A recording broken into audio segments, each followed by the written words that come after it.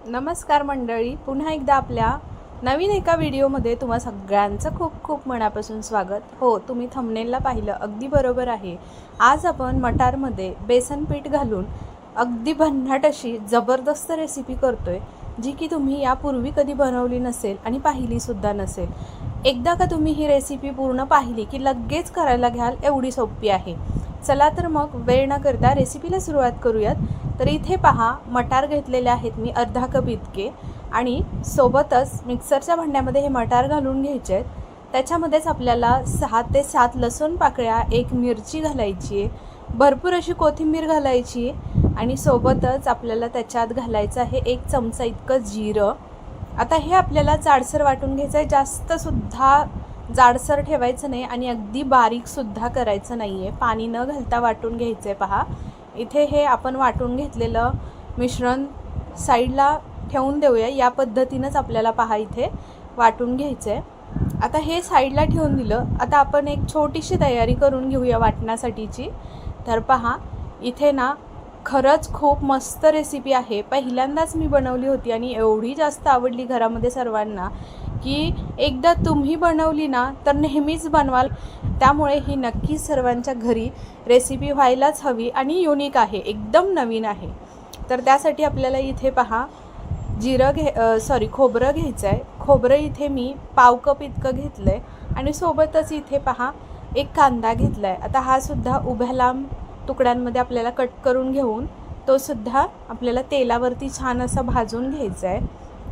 तर इथे पहा, पॅनमध्ये थोडंसं तेल काढून घेतलं, आणि तेल छान गरम झालं की त्याच्यामध्ये चिरून घेतलेला कांदा आणि खोबरं छान असं भाजून घेतलेलं आहे. पहा, काढून घेतलं आणि मिक्सरच्या भांड्यामध्ये घालून पूर्ण थंड झाल्यावर मगच वाटून घ्यायचं आहे. इथे थोडंसं पाणी टाकलं वाटत असताना, आणि अगदी स्मूथ असं हे आपलं मिश्रण तयार करून घेतलेलं आहे. वाटण तयार आहे, ते सुद्धा साईडला ठेवून देऊया. आता तुम्ही म्हणाल 2 वाटण तयार करून घेतलेत. हो, तर खरंच आता पुढची तयारी करून घेऊया, तुम्हाला समजेलच आज आपण पुढे काय बनवणार आहोत ते. तर इथे त्याच राहिलेल्या तेलामध्ये पहा, आपल्याला जे हिरवं वाटण आपण वाटाण्याचं बनवून घेतलं होतं ते घालून घ्यायचं आहे, आणि अगदी कच्चापणा त्याचा दूर होईपर्यंत, अगदी हिरवा गार कलर येईपर्यंत पहा छान असं परतवून घ्यायचं आहे. कारण त्याच्यामध्ये लसूण वगैरे घातला आहे, तर कच्चापणा त्याचा दूर झाला पाहिजे. तर पाहू शकता इथे अगदी हिरवा गार कलर आला. छान असं भाजल्यानंतर वाटण, मग आपल्याला त्याच्यामध्ये पाणी घालून घ्यायचं आहे.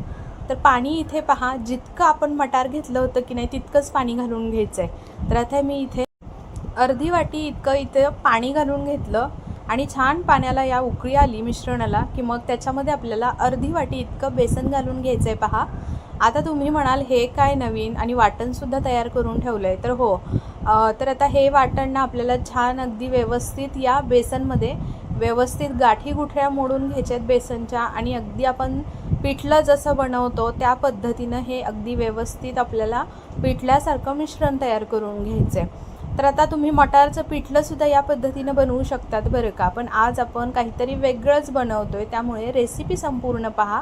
तर इथे पहा, छान असा गोळा तयार झालेला आहे. पॅनसुद्धा हा सोडायला लागला आहे. तर थोडंसं 1-2 मिनटासाठी झाकण ठेवून एक छोटीशी वाफ काढून घ्यायची, म्हणजे अगदी बेसन व्यवस्थित शिजलं जातं.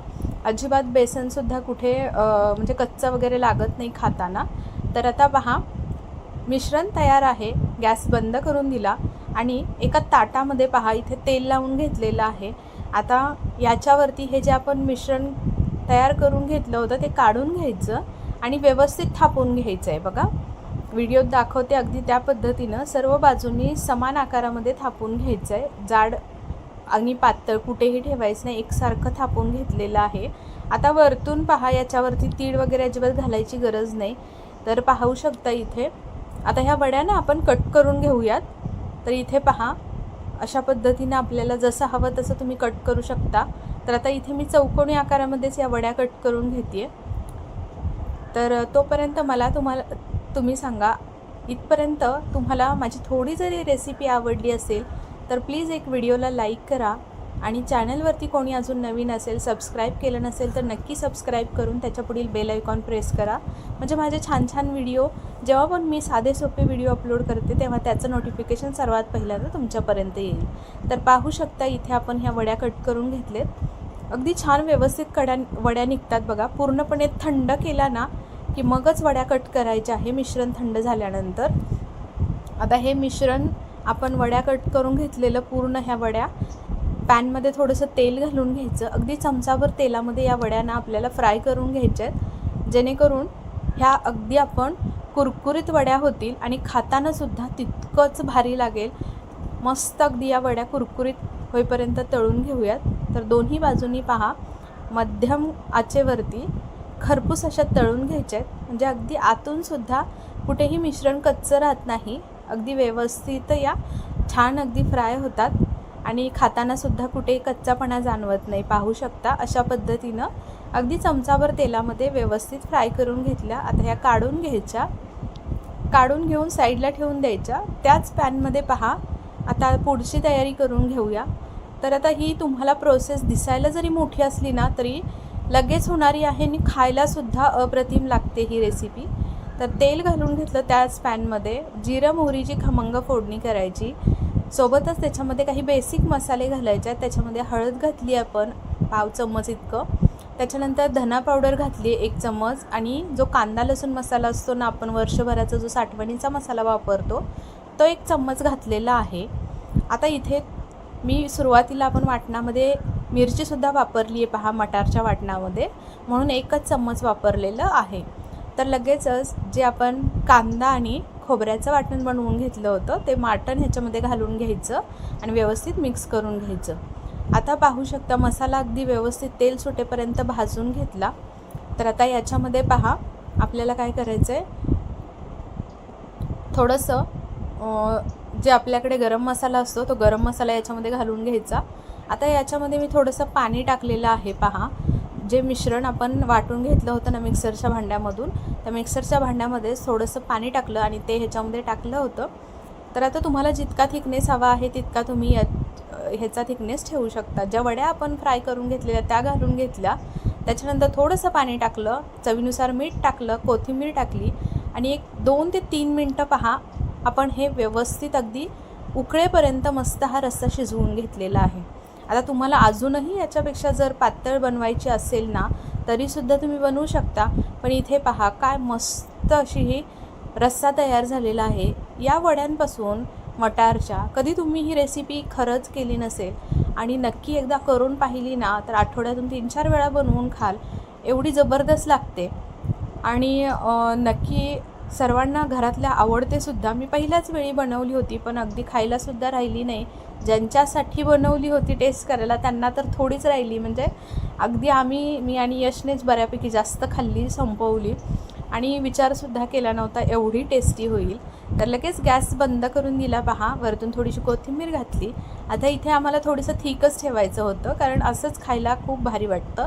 आता हे तुम्ही पहा अशा पद्धतीने भातासोबतसुद्धा खाऊ शकता, चपाती भाकरी भातासोबत कशासोबतही खाऊ शकता. अप्रतिम लागते ही रेसिपी. वरतून थोडीशी कोथिंबीर घातली, एका डिशमध्ये आता सर्व करायला काढून घेतलेली आहे. तर पहा दिसायलासुद्धा अगदी मस्त दिसते, जसं आपण बेसनचं वगैरे बनवतो त्या पद्धतीनंच ही मटारची आज आपण इथे वडी फ्राय करून मस्त अशी ही रेसिपी बनवलेली आहे. तर तुम्हाला कशी वाटली रेसिपी ते मला मात्र जरूर कमेंटमध्ये कळवा आणि रेसिपी कोणत्याही क्षणी तुम्हाला जर आवडली तरी ना व्हिडिओला 1 लाईक करा आणि आपल्या चॅनलवरती अजून कोणी नवीन असेल, सबस्क्राईब केलं नसेल तर प्लीज आपल्या चॅनलला सबस्क्राईब करून घ्या आणि त्याच्या पुढील बेल आयकॉन प्रेस करा, म्हणजे माझे छान छान व्हिडिओ मी जेव्हा आपण अपलोड करत असते तर त्याचं नोटिफिकेशन सर्वात पहिल्यांदा तुमच्यापर्यंत पोहोचेल आणि माझे कोणतेही व्हिडिओ तुम्ही स्किप करणार नाही. तर आशा करते आजची रेसिपी तुम्हाला आवडली असेल आणि आपली ही रेसिपी जास्तीत जास्त तुमच्या मित्र मैत्रिणी परिवारांमध्ये शेअर करा. नक्कीच तुम्ही मटारची ही रेसिपी बनवूनच पाहाल आणि सर्वांना खूप जास्त आवडेल. युनिक रेसिपी आहे त्याच्यामुळे मला कमेंट करून सांगायला पण विसरू नका. आणि हो, माझे व्हिडिओ तुम्ही अगदी संपूर्ण पाहता त्याबद्दल खरंच खूप मनापासून धन्यवाद आणि आशा करते आजची रेसिपी तुम्हाला खरंच आवडली असेल तर जास्तीत जास्त लोकांपर्यंत शेअर करा. आणि चला उद्या पुन्हा भेटूयात अशाच एका छान आणि चमचमीत युनिक रेसिपीसोबत. तोपर्यंत बाय बाय.